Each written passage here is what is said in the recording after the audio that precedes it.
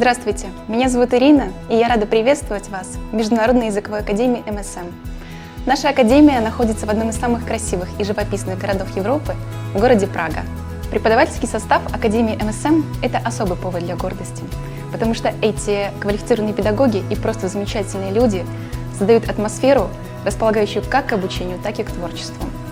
One of the main advantages that we have in the MSM Academy that we have only native speakers.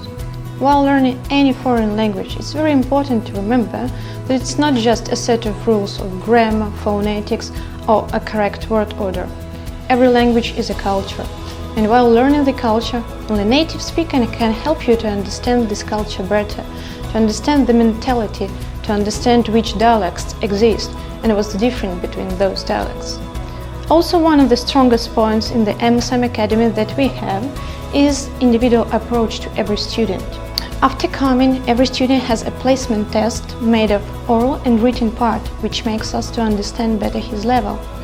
All our teachers use also individual approach to each student, considering his age, background, and the program he is taking part in. Here at MSM Academy, we start with a placement test when the students arrive, which puts them into groups of about 12 to 15 different students according to their level.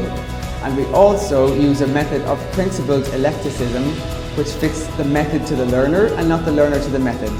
Некоторые из используемых нами методик являются уникальными, поскольку были разработаны специально для Академии МСМ. MSM Akademie používá více metod, je to taková kombinace, takže ke studiu využíváme jak metody porovnání rodného jazyka s tím jazykem novým a ostatními, který znáte. Potom je to metoda ponoření se vlastně do atmosféry toho jazyka, do kultury a prostředí. During every lesson, except academic ways of teaching grammar, vocabulary, phonetics and speaking, every teacher uses creative ways to help children memorize new foreign language. Aquí en MSM entendemos los principales factores para tener éxito en el aprendizaje de idiomas. Después de la capacidad mental, el segundo factor más importante es la motivación.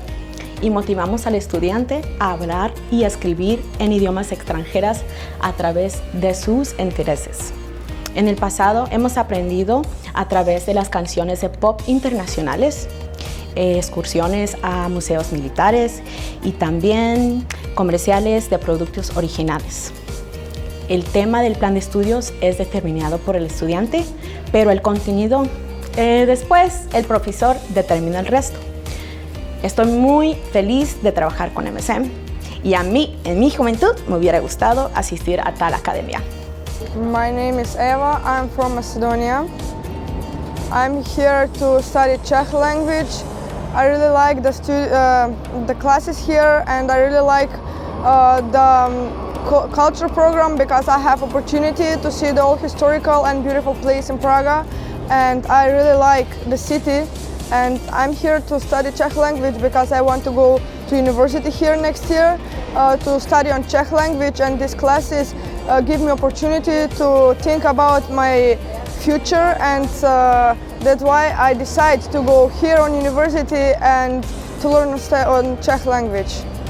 Takže čeština. Čeština je vlastně naprosto unikátním jazykem, protože v sobě spojuje dva rysy. Je slovanským jazykem, takže je hrozně podobná ruštině, polštině a ukrajinštině, hlavně co se týče slovní zásoby. A pro lidi z východu právě je jednoduchá tím, že ta slovní zásoba je pro ně snadná, pochopitelná, lehko se učí. Dá se s těma jazykama porovnat čeština nejenom samozřejmě ve slovní zásobě, ale i ve struktuře. Takže opravdu snažíme se porovnávat tady u nás ve škole jazyky s těmi rodnými.